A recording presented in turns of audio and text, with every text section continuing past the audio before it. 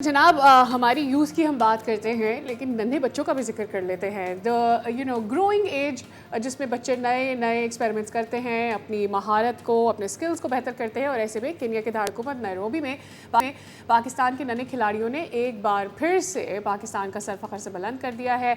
और हुआ कुछ ये कि ये स्क्रैबल की चैम्पियनशिप थी और ये वर्ल्ड यूथ स्क्रैबल चैम्पियनशिप थी जिसमें नन्हे बच्चे भी हिस्सा ले रहे थे। और 21वीं वर्ल्ड यूथ स्क्रैबल चैम्पियनशिप में हाईलाइट ये है कि तैमूर जो कि अंडर 10 कैटेगरी में खेल रहे थे वो भी अपनी कैटेगरी में चैंपियन बने और जीत गए। तो चलिए हम बात कर लेते हैं। तैमूर हमारे मौजूद हैं, Taimur Waseem scrabble champion. Taimur good morning, अस्सलाम वालेकुम भाई, बहुत बहुत मुबारक हो आपको। और पिछली बार आपने अंडर 8 का वर्ल्ड टाइटल जीता था, इस बार अंडर 10 भी चैंपियन बन गए, तो कैसी फीलिंग है? क्या सबसे पहले चीज़ आई आपके जहन में जीतने के बाद? Thank you. मैंने अल्लाह ताला का बहुत शुक्र अदा किया कि मैं जीत के आया हूँ। और मैंने अपनी फैमिली का बहुत थैंक्स करूँ कि उन्होंने मेरे लिए दुआएं की। ये मेरे लिए बहुत बड़ी विन है क्योंकि इस साल मैंने मेहनत की थी।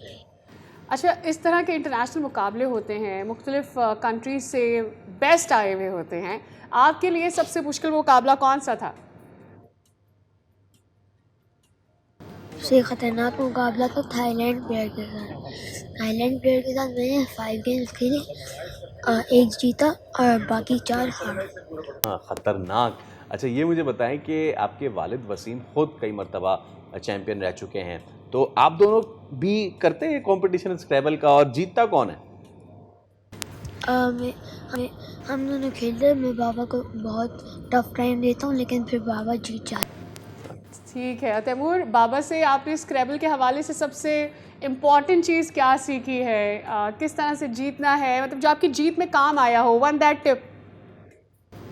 Not give up, just score point. Next target है कि मैं पाकिस्तान के लिए वर्ल्ड यूथ टाइटल। हाँ तैमूर, आप ये स्क्रैबल को और स्टडी को कैसे मैनेज करते हैं एक साथ?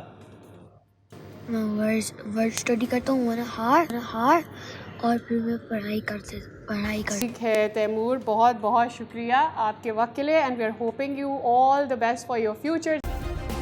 सब्सक्राइब करें और बेल दबाएं ताकि कोई खबर रह न जाए।